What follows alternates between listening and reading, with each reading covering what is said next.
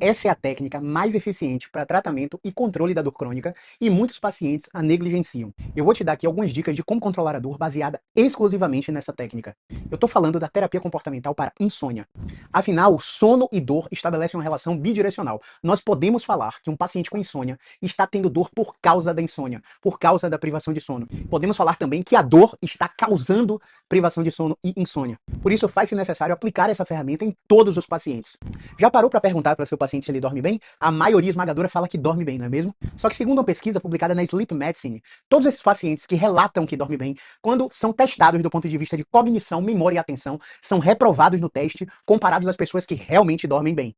Afinal, Caio, o que é dormir bem? Dormir bem é respeitar os ciclos de arquitetura do sono, que podem começar entre 22 e 23 horas e terminam entre 6 e 7 da manhã. A arquitetura do sono vai te colocar em sono profundo e em sono REM, do inglês Rapid Eye Movement, quando seus olhos se movem rapidamente quando você está dormindo. Isso faz toda uma lavagem no sistema nervoso, toda uma lavagem no líquido cefalorraquidiano, removendo metabólitos que nós acumulamos durante o dia. Muitas pessoas dormem, mas não chegam num tempo adequado de sono REM nem de sono profundo, acumulando estafa, acumulando fadiga, piorando a concentração, piorando a atenção e principalmente piorando a dor. Mas o que fazer para entrar no sono profundo e entrar no sono REM? Lhe digo agora. A gente tem uma célula aqui chamada célula clock. O núcleo supraquiasmático é estimulado através da iluminação natural ou da iluminação artificial na sua retina, chegando até sua célula clock e regulando todo o ciclo de cortisol e de melatonina e muitos outros ciclos. A partir daí, ele vai sinalizar para o seu cérebro que é hora de dormir. O seu sistema nervoso vai entrar em profundo relaxamento e você vai literalmente apagar. Como que a gente estimula isso? Primeiro, tirando o blackout da cortina do seu quarto, porque você precisa passar a acordar com a iluminação natural, como era lá nos tempos da caverna, sabe? Segundo, ao acordar, você precisa se expor à iluminação natural imediatamente. E você pode medir isso através do luxímetro. Qualquer aplicativo de iOS ou de Android, você vai baixar um luxímetro e vai apontar a câmera para o cômodo da sua casa que tem maior intensidade de lux. Ao apontar a câmera, ela vai te dar lá 100 lux, 1000 lux, 10.000 lux. Lux é a intensidade da luz natural. Então você está estabelecendo aí um marco biológico no seu dia. Esse marco biológico vai ficar sistematizado em todo o seu sistema nervoso, onde naquele horário você recebe a maior incidência de luz natural para inibir a melatonina, aumentar a cortisol, melhorar sua produtividade e diminuir sua dor. Sua refeição, terceiro, suas refeições precisam ser no máximo nos mesmos horários, sempre nos mesmos horários. Então acordou, foi exposto à iluminação natural, não é só para pegar vitamina D, como eu já te expliquei aqui, você vai se alimentar sempre nos mesmos horários. O estímulo estomacal recebendo alimento também é um marco biológico que vai entrar e regular no seu ciclo circadiano. Quarto, atividade física. Você precisa executar atividade física antes do meio-dia, porque todo o sistema nervoso vai se adaptar a te colocar cansado durante o dia para chegar na noite com muita pressão do sono e aprofundar o sono entrando no sono REM também. Quinto, cafeína. Quantas pessoas não falam para vocês que ingerem cafeína e dormem bem, não é mesmo? Só que mais uma vez, como eu expliquei no início do vídeo, quando essas pessoas são submetidas a testes de memória, cognição e atenção, elas tiram notas horríveis comparadas a quem não ingere cafeína. Então a gente precisa pensar que a cafeína é para ser utilizada somente até 3 da tarde, beleza? Se você não tiver problema para dormir, beleza, até 17 horas. A meia-vida da cafeína é cerca de 8 horas. A variação é em cada organismo, mas na maioria dos organismos a meia-vida é de 8 horas. Ela vai inibir a pressão do sono, fazendo com que você até durma, mas não entre no sono que você deveria entrar para recuperar o seu organismo. Sexto, uso de telas. Pessoal, a iluminação artificial também entra aqui na célula clock através do núcleo supraquiasmático e inibe a secreção da melatonina natural. A melatonina, que deveria ser produzida com a escuridão, ela é inibida pela luz artificial. Portanto, 2 horas antes da hora que você programou para dormir, desligue todas as telas, celulares, televisões, tire os eletrodomésticos que têm aquela iluminação vermelhinha na tomada, porque isso atrapalha a regulação do seu ciclo circadiano e, consequentemente, o seu sono. Sétimo, tratamento farmacológico para você dormir. Olha, vão te dar chá de mongu, vão te dar melatonina em cápsulas, melatonina líquida, sublinguais, para dizer que entra no organismo mais rápido.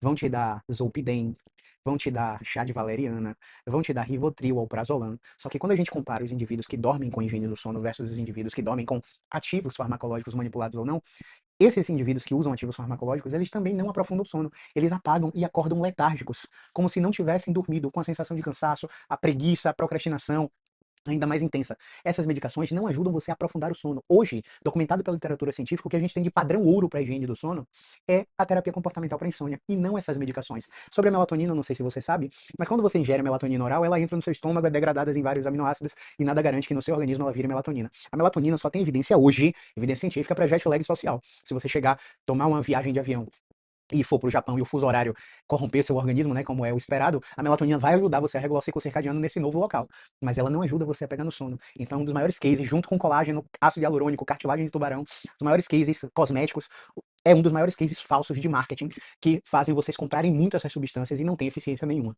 Oitavo, o uso da sua cama. A sua cama precisa ser utilizada somente para dormir. Seu quarto não tem que ter televisão para ter entretenimento enquanto você está na cama. Você não tem que deitar na cama para estudar ou deitar na cama para fazer refeições, porque o seu cérebro é extremamente inteligente. Ele pareia como se fosse imã de geladeira comportamentos, as suas atitudes e comportamentos. Então, quando você usa a cama para qualquer outra atividade que não seja dormir ou atividade sexual, o seu organismo não entende que aquele local é o local de relaxamento máximo para que você pegue no sono. Então você vai deitar na cama e vai continuar ativo porque você inventa várias atividades para fazer na cama. E isso é terminantemente proibido para que você tenha uma boa higiene do sono e controle da dor. Item número 9: alimentação antes de dormir. O seu sistema gastrointestinal vai usar muita energia para digerir o alimento, fazendo com que você tenha refluxo, regurgitação, arrotos, né? Com que você tenha flatulências, coisas que impedem você de pegar no sono. Então a sua última refeição do dia também precisa ser cerca de 2 horas antes de você ir para a cama, pessoal. Não dá para comer na cama ou comer na véspera do momento que você vai deitar para dormir. Isso atrapalha o aprofundamento do sono. Décimo e não menos importante, uso de tecnologia. Aí eu vou dar prós e contras aqui. Uso de Apple Watch, Garmin, Actígrafo. Actígrafo tem até mais evidência. Mas esses dispositivos, eles não vão ser tão fidedignos comparado a uma polissonografia. A polissonografia, ela não vai ser tão funcional porque você não está dormindo no ambiente hospitalar.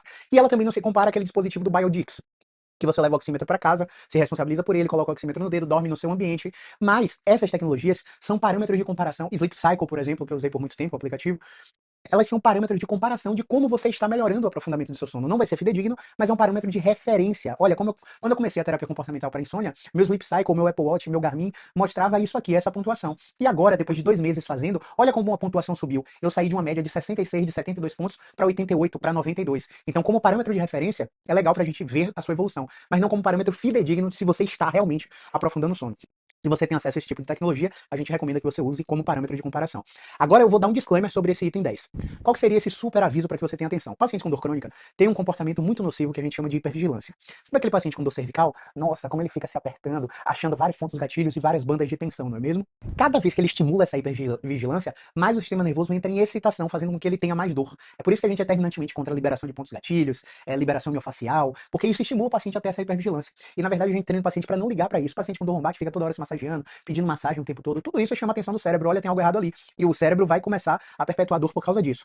Você já deve estar entendendo onde eu quero chegar. Se o uso dessas tecnologias, ao você estar tentando deitar para dormir e não adotou todos os comportamentos que eu citei aqui para uma boa higiene do sono, você vai ficar o tempo todo olhando para que horas são e tendo pensamentos automáticos, pensamentos ruminativos que são catastróficos, dizendo, poxa, não dormi ainda, amanhã não vou prestar pra nada, prevendo futuros que você não sabe o que vai acontecer, porque se você soubesse realmente prever o futuro, você já tinha jogado na Mega Sena pra ganhar na Mega Sena, não é mesmo? Na loteria. Então, se o uso dessas tecnologias for aumentar a sua hipervigilância, pô, ainda tô acordado, deixa eu ver que horas são, a gente não quer que você use. Mas se você é um paciente extremamente controlado, que não fica olhando a hora enquanto você ainda tá acordado e se concentra em pegar no sono, tem o auxílio do seu cônjuge pra você pegar no sono, o ritmo de horários do cônjuge é parecido com o seu, aí você vai se beneficiar muito disso. Agora eu quero que você me diga aqui nos comentários, você segue alguma dessas dicas pra controlar a sua dor através de uma boa higiene do sono? E se você é profissional, eu quero que você me diga, você aplica essas ferramentas junto com a comunicação terapêutica para a educação e neurociência da dor nos seus pacientes? Conta pra mim. Através da higiene do sono, a gente consegue dessensibilizar os nervos, diminuir a excitação do sistema nervoso, diminuir a tensão muscular, melhorar a disposição, o sentir-se revigorado após um longo dia de trabalho, um longo dia de atividade física.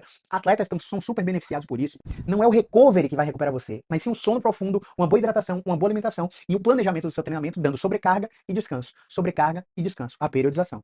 É isso, pessoal. Espero que a partir desse vídeo vocês consigam dormir melhor e vocês que são profissionais, apliquem essas ferramentas nos seus pacientes. Não sabe por onde aplicar? Link na bio, inscrição para a formação BiExpert, entra no nosso curso que a gente mostra como é que a gente faz em casos reais, atendendo pacientes na sua frente. Um grande abraço, movimento é vida.